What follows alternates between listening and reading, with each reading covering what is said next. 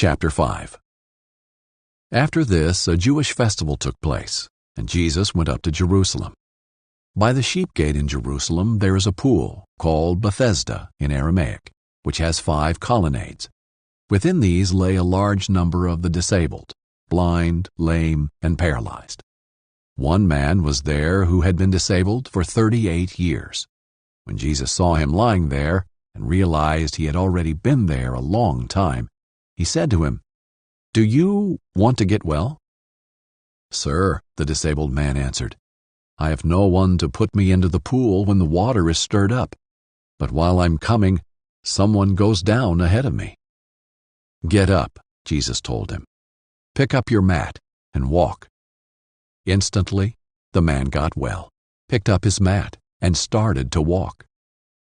Now that day was the Sabbath, and so the Jews said to the man who had been healed, "This is the Sabbath. The law prohibits you from picking up your mat." He replied, "The man who made me well told me, 'Pick up your mat and walk.'" "Who is this man who told you, 'Pick up your mat and walk'?" they asked. But the man who was healed did not know who it was, because Jesus had slipped away into the crowd that was there. After this, Jesus found him in the temple and said to him, "See, you are well.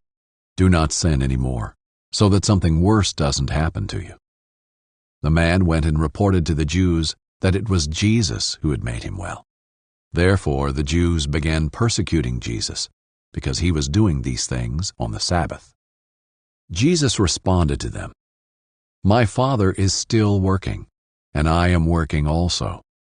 This is why the Jews began trying all the more to kill him. Not only was he breaking the Sabbath, but he was even calling God his own Father, making himself equal to God. Jesus replied, "Truly I tell you, the Son is not able to do anything on his own, but only what he sees the Father doing. For whatever the Father does, the Son likewise does these things. For the Father loves the Son and shows him everything he is doing, and he will show him greater works than these, so that you will be amazed. And just as the Father raises the dead and gives them life, so the Son also gives life to whom he wants. The Father, in fact, judges no one, but has given all judgment to the Son, so that all people may honor the Son, just as they honor the Father. Anyone who does not honor the Son does not honor the Father who sent him. Truly, I tell you, anyone who hears my word and believes him who sent me has eternal life, and will not come under judgment, but is passed from death to life. Truly I tell you, an hour is coming, and is now here, when the dead will hear the voice of the Son of God, and those who hear will live. For just as the Father has life in himself, so also he has granted to the Son to have life in himself.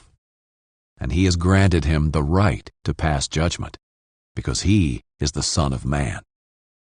Do not be amazed at this, because a time is coming when all who are in the graves will hear his voice and come out.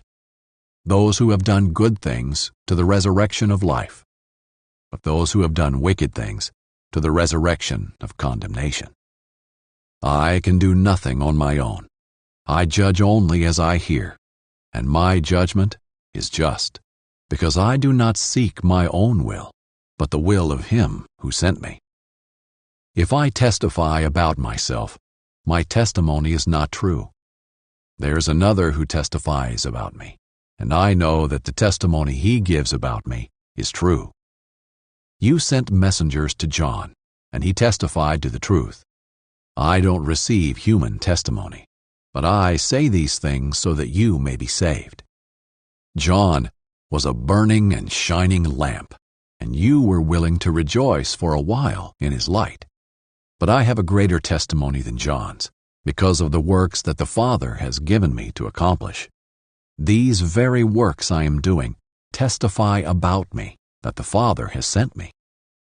The Father who sent me has himself testified about me. You have not heard his voice at any time, and you haven't seen his form.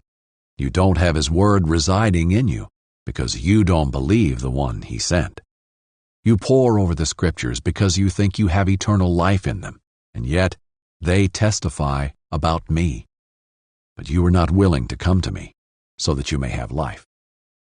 I do not accept glory from people, but I know you, that you have no love for God within you. I have come in my Father's name, and yet you don't accept me. If someone else comes in his own name, you will accept him. How can you believe, since you accept glory from one another, but don't seek the glory that comes from the only God? Do not think that I will accuse you to the Father. Your accuser is Moses, on whom you have set your hope. For if you believed Moses, you would believe me, because he wrote about me. But if you don't believe what he wrote, how will you believe my words?